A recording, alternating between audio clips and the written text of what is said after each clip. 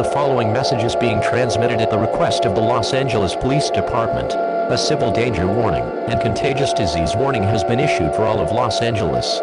Right after the few fireworks were being shot into the air, it has released an unknown virus which it is already infecting a lot of people across the Los Angeles metropolitan area. Symptoms of this virus includes, but are not limited to, coughing, sneezing, red eyes, nausea, headache, fatigue, body aches, dizziness, trouble talking, vomiting, stomachache, and blurred vision. In addition, when people gets infected by virus, the people's behavior turn into violent behavior and attacking other people.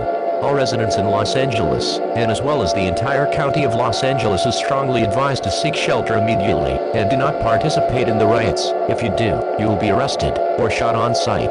If any of the infected people breaks into your home, use any firearm. Do not hesitate by using a firearm, as this could be your survival.